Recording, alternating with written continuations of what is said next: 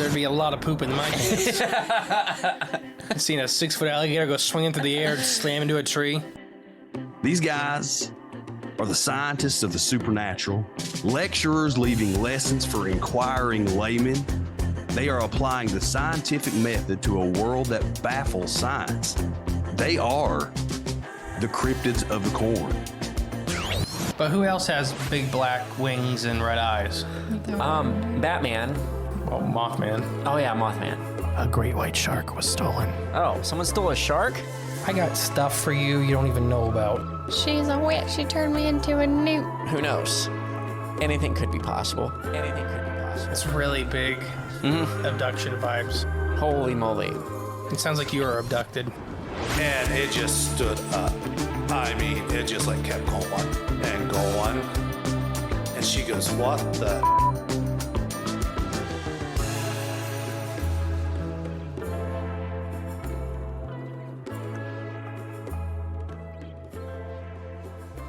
Hello, and welcome back. I'm the great and powerful Mystery. And I am Jay. Stop moving your mic stand so much. I'm sorry. All right, Tom's story, part 2, is Encounters. Yeah, so we left off last Wednesday with Tom's... With what may have been a Bigfoot. What may have been a Bigfoot. And some paranormal wasp. And what may have been an Odin sighting. So those were his first 2 stories. If you didn't hear those... I forgot because it's been like a week since we've heard them. Right, yeah. So pause this and refresh yourself to get those references. If you haven't seen them, go back and give it a listen. Even if you've already listened to it, go back and give it a listen again and maybe oops. Actually, I don't have the little document. There he is. There's Tom. Okay. So now we're on to Tom's last story. He's listener submission. Remember, we're doing this every Wednesday. You got 2 ways. You can send it to our podcast at Cryptids of the Corn podcast at gmail.com. Or you can, in the link below, or in the description box below, you can sign in or sign up or speaker pipe. It's 5-minute intervals. You can do as many as you want, though. So just tell us part 1, part 2, part 3 as you go on. It's a voice recording. It's a little more fun. I like when we like hearing your voices and your stories, and like we shared that fun one with you last week. Or no, that was on the main show or whenever that was. If it was last week, 2 weeks ago, I don't even remember anymore. With what? Where we showed our speaker pipe submission. That was pretty funny. Monday. Okay, so this is Tom's last story he submitted to us. It's titled Bigfoot in quotes or bear encounter at night. At night. Summer 2016. So this is where Tom's story starts. I cannot remember the exact dates for the events before a 2018. I do remember this. I do remember this happened in late... Okay, this is... The way this is submitted, it's formatted all weird. So, like, it's the words are all just in a weird order. Okay, so here we go. I do remember this happened in late August before I started classes again.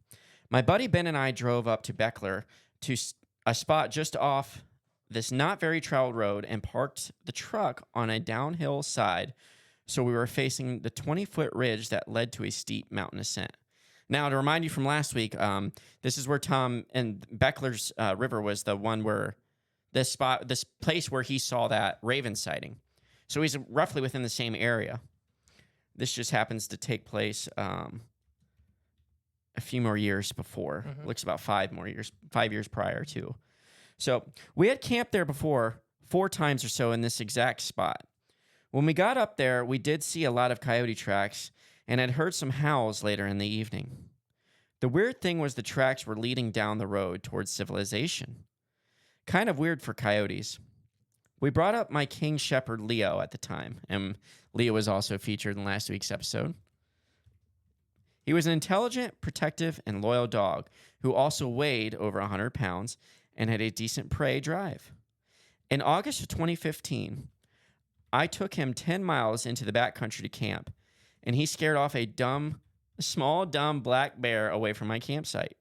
He was a brave dog. At home, he would regularly scare off coyotes from our property, but not chase them. The moment we got up to the spot this time, Leo was scared. He immediately started acting uneasy and stressed. He wouldn't follow us into the woods unless he had to. When camping with him, I would bring a 30-foot leash so he could walk around. When we tied it to the rim of Ben's truck, he wouldn't go anywhere except under the truck or next to me. As it got dark, Leo started whining, so we opened the truck, and I made a bed for him in the cab of the truck on the floor of the back seat. He wouldn't eat, drink water all day, and was also very unusual, which was also very unusual for him. He fell asleep back there very quickly. As we were sitting there, after we made some concoction of ground beef, bacon, and bread, sounds delicious if you're camping, we started hearing rustling in the bushes on the other side of the small ridge. Within 25 feet of us, within 25 feet of us. A bit late, but I'm not sure how long after, we heard a loud, shrill scream that came from behind a small ridge. Ben and I were spooked, but I wrote it off as a pissed off cougar. Is that all right? Yeah, it's fine. Okay. Sorry, everyone listening with kids in the car. Came up fast. We buttoned up our camp for the night and Just your face. I was like, crap, I just said it. We buttoned up our camp for the night and laid out sleeping bags in the beds of Ben's Ford. Since we had not only seen coyotes earlier, but we had also heard a potential cougar, I slept with a hunting rifle next to me, and Ben his old Mosin. Is that how you say that, gun? Mosin. Mosin the Got. Okay. Sounds like Jewish or something. Like it's Russian. Oy vey, Mosin. You got my Mosin in my Mosin schmear. I fell asleep fast. I don't know why I was saying that stuff. I don't know. For some reason, I woke up and sat up, pointing the rifle into the darkness. It's already scary. For some reason, you just sit up out of your sleep, pointing your gun in the dark. I do not want to have a sleepover next to you when you're holding a gun. Do you blame him? I'm just cougars and coyotes outside. I'm just getting cereal, Tom. Well, he wouldn't have shot you if you would have talked. I grabbed Ben's key fob and clicked the unlock button because it would turn on all the lights for about 10 seconds. I'll have my wife draw a rough picture of what I saw.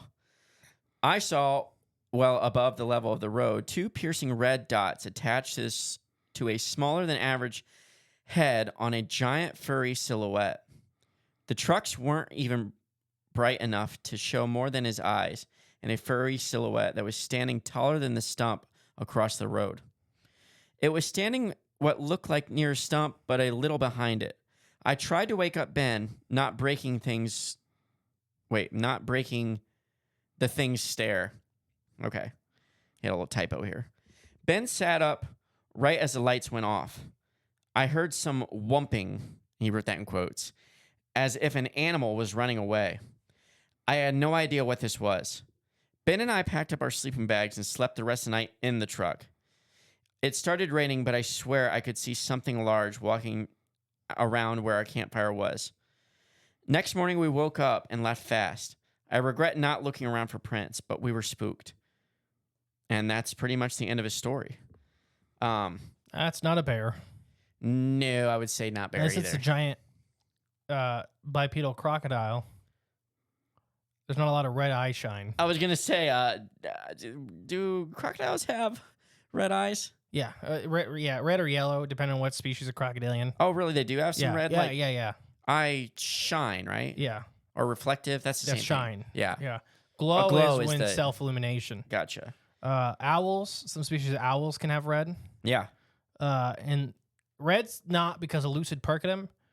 When it's shine, red's not normally because of lucid percutum. It's because of like the blood vessels in the back of the eyes. Yeah. Like Yeah. the lucid percutum's actually almost clear. Okay. So, or close to clear. So the blood vessels are what's getting magnified. Okay. It's odd. Red's not a common color for any of them. And the species of owl I'm talking about are not like big species of owl. Okay. They were not like, wasn't a great horned owl sitting on a log that he mistook. Most of those are always yellow or green. Right, yeah. It's very rare for anything to have red. Very, very rare. I wish I could, we knew how tall the stump was at least. Because it said the silhouette was standing taller than the stump. Across the road. So I imagine it was kind of humped, maybe hunched down. If it was, let's say it was a Bigfoot, it's probably hunched down, but kind of behind it watching maybe? Doesn't sound Bigfoot to me. Oh, it doesn't. I'm getting Dogman vibes.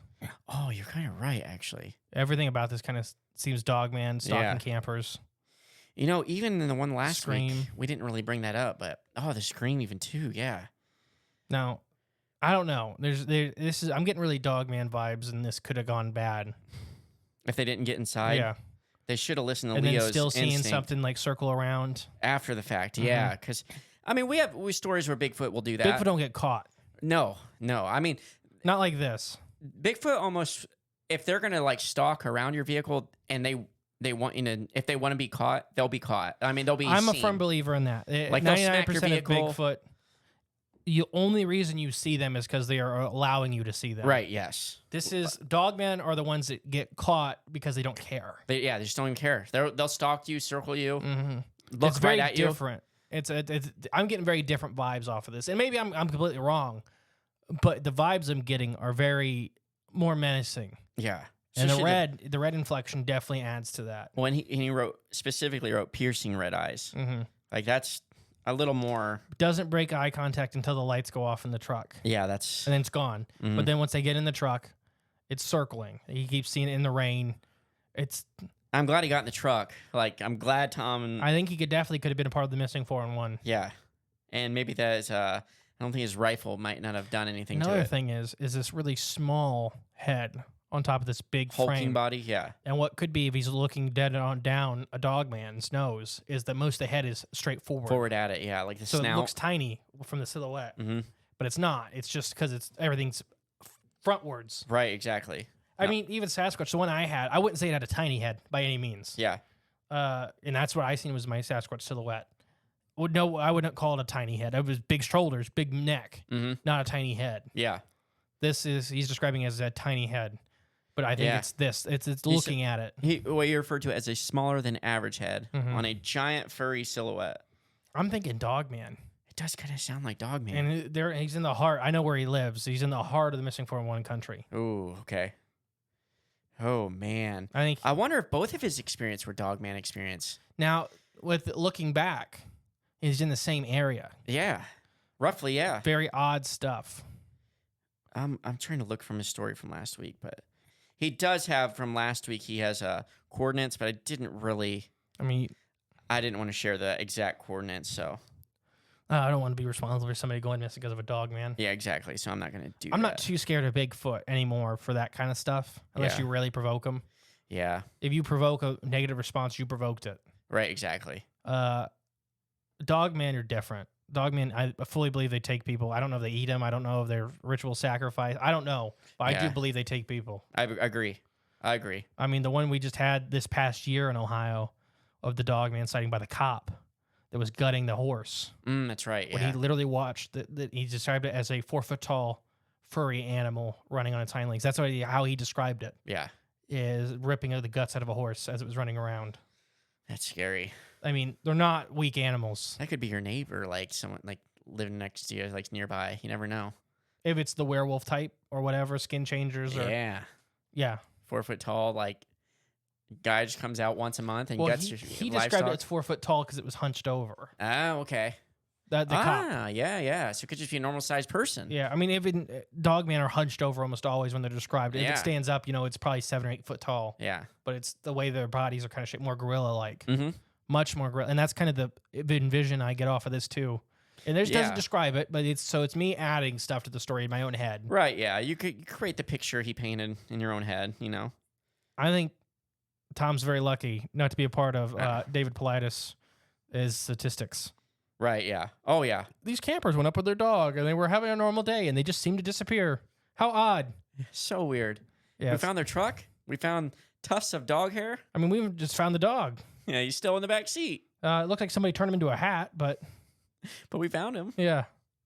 Like the little girl from Land Between the Lakes. Yeah. Turned into Yeah. a Christmas Exactly. ornament. Exactly. But yeah, that's Tom's. I don't like it.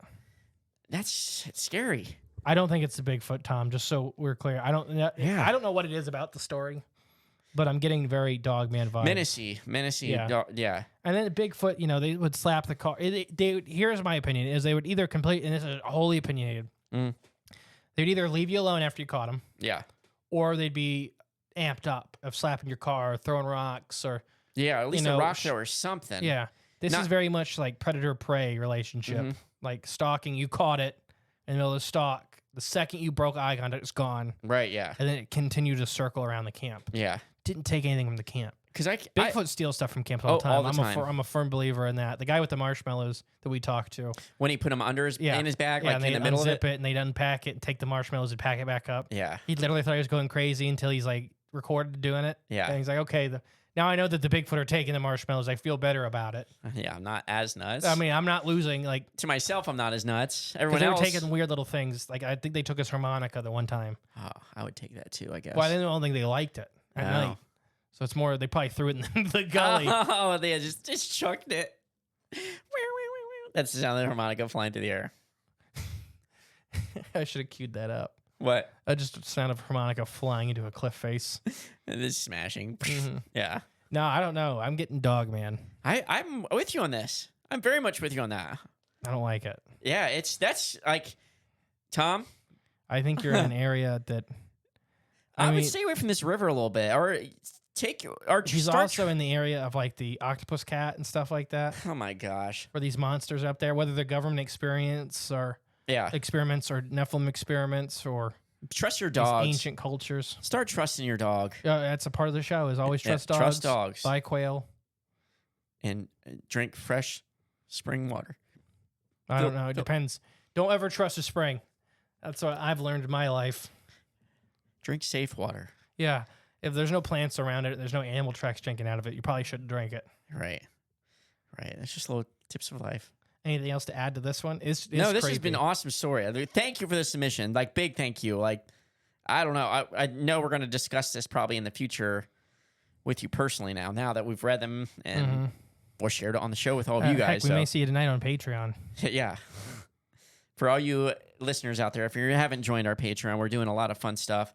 We just did the last thing we did was decalcifying our pineal glands as a group with all you guys. It's like a cult. It's more like a cult. It's like a paid cult. It is. It's a paid family cult, and you get all the secrets to life inside there, and a new episode every single week that only you guys get. Ad free. Everything's ad free. You get all the shows ad free. Yeah. So if you haven't joined us... Good plug. Yeah, I know. I'm trying. If you haven't joined us, it really is fun. It's a good time. We enjoy having all you guys there, and we enjoy our discussions on Discord and on Patreon. Because we can get into a lot of stuff we can't get onto with, like, the main show without losing, like, all our... our little badges we get. Our badges, yeah. Our little badges. What little ad money we're scraping by with right now. But yeah, your Patreon help has been helping us tremendously. So thank you to everyone that's in there now. Thank you to everyone that's joined us recently. We appreciate all of you guys. I have been the great and powerful Mystery. And I have been Jay. Have a good week, guys. Bye. Thank you for listening to the Crypts of the Corn podcast. Please share with a friend you think would like us. It's the best way to help our show grow. Leave a comment, rate us, a 5-star review, and remember, there is always extra content on Patreon/cryptsofthecorn.com. And don't forget, stay magical.